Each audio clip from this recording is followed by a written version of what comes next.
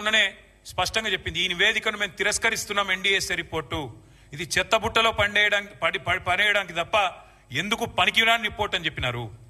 అట్లాగే ఆ సంస్థని, ఏ సంస్థనైతే నేను అడుగుతున్నా రేవంత్ రెడ్డిని, ఏ సంస్థనైతే మేడిగడ్డ బ్యారేజ్ కట్టిందో ఆ సంస్థ నిజంగానే పనికిరాందైతే మరి కాంగ్రెస్ పార్టీ కార్యాలయం కూడా ఆ సంస్థతో ఎందుకు కట్టించారో నేను అడుగుతా ఉన్నా. కాంగ్రెస్ పార్టీ కార్యాలయం కూడా తెలంగాణకి వెళ్ళిపోయిన మూటలతోనే కట్టిరు, మీరు అందరికి తెలుసు అది.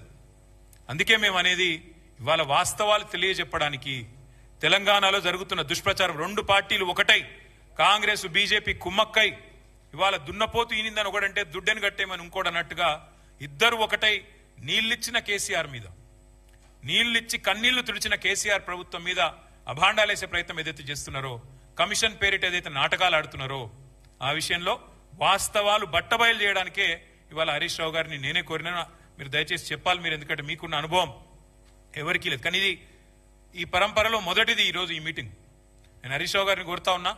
ఇక్కడే కాదు, నేను మొన్ననే డాలస్లో, తర్వాత లండన్లో చాలా మంది ఎన్ఆర్ఐ మిత్రులను కలిసిన. వాళ్ళందరూ అంటున్నారు, అన్న మాకు కూడా చెప్పండి వివరాలు, మాకు కూడా చెప్పండి విషయాలు, మాకు కూడా చెప్తే మేము కూడా సోషల్ మీడియాలో చెప్తామన్నా, ప్రచారం చేస్తాము. ఈ విషయంలో ప్రభుత్వం ఒకడేమో మరి బట్టగాల్చి మీదేస్తుంటే ఇంకోటి దానికి తానా అంట తందానా అంటున్నాడు. కాంగ్రెస్ వాడు బీజేపీ ఇద్దరు కలిసి తెలంగాణ బొండిగా విసికే ప్రయత్నం చేస్తున్నారు. తెలంగాణ ముఖ్యమంత్రిగా కేసీఆర్ గారు చేసిన పనిని ఇవాళ కావాలని మరి దాని మీద అపవాదులు వచ్చే విధంగా, దాని మీద అనుమానాలు కలిగే విధంగా ప్రచారం చేస్తున్నారు. వాస్తవాలు చెప్పండి, మాకు కూడా జూమ్ మీటింగ్లు పెట్టండి అని వారు కోరితే హరీష్ రావు గారిని కోరినాను. అటు ఎన్ఆర్ఐ మిత్రులు కానీ, ఇక్కడ ఉండే ఇంకా ఎవరైనా మిత్రులు కూడా మేము కూడా తెలుసుకోవాలనుకుంటున్నామంటే వారికి కూడా ఇంకా కావాలంటే జిల్లాల దాకా కూడా పోతాం. ప్రతి చోట కూడా ఖచ్చితంగా ఈ విషయంలో నిజాలు చెప్తూనే పోతాం. చివరిగా రెండే మాటలు నేను చెప్పేది. ఒకటి, మేము ఇది మొదటి ప్రయత్నం కాదు. మేము ఆల్రెడీ ఒక పెద్ద బృందం అందరం కలిసి మేడిగడ్డ పోయినాం. అది పోయి కూడా దాదాపు మీ అందరూ వచ్చినారు, మీడియా మిత్రులు కూడా వచ్చారు. మా ఎంబడా రోజు 9 నెలలు అయినట్టుంది.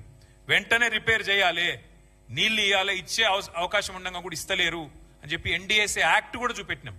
యాక్ట్ లో కూడా క్లియర్ గా రాసుంది, ఓనర్ ఎవరైతే ఉంటారో వాళ్ళు వెంటనే రిపేర్ చేయాలని.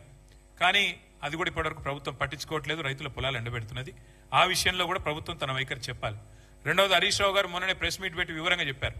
గోదావరి జలాల విషయంలో ఆంధ్రప్రదేశ్ రాష్ట్రం ఇవాళ అనుమతులు లేకుండా కడుతున్న ప్రాజెక్టు మీద ముఖ్యమంత్రి మాట్లాడాడు, బీజేపీ కేంద్ర మంత్రులు మాట్లాడారు. ఒక్కడంటే ఒక్కడు కాంగ్రెస్ వాడు కానీ బీజేపీ వాడు కానీ నోరు విప్పడు, నోరు తెరవడు, కనీసం మాట్లాడరు. అందుకే గోదావరి జలాల విషయంలో కానీ, కృష్ణా జలాల విషయంలో కానీ ఈ రాష్ట్ర రైతాంగానికి, రైతాంగ ప్రయోజనాలకు ఎన్నటికైనా శ్రీరామ రక్ష కేసీఆర్ గారి నాయకత్వమే అనే మాట చెబుతూ ఇప్పుడు పెద్దలు హరీష్ రావు గారు మిగతా విషయాలు వారి ప్రజెంటేషన్ రూపంలో వివరించాలని కోరుతూ జై తెలంగాణ.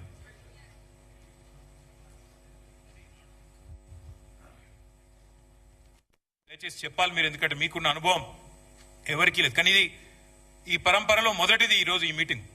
నేను హరీష్ రావు గారిని కోరుతా ఉన్నా. ఇక్కడే కాదు, నేను మొన్ననే డాలస్లో, తర్వాత లండన్లో చాలా మంది ఎన్ఆర్ఐ మిత్రులను కలిసిన. వాళ్ళందరూ అంటున్నారు, అన్న మాకు కూడా చెప్పండి వివరాలు, మాకు కూడా చెప్పండి విషయాలు, మాకు కూడా చెప్తే మేము కూడా సోషల్ మీడియాలో చెప్తామన్నా, ప్రచారం చేస్తాము.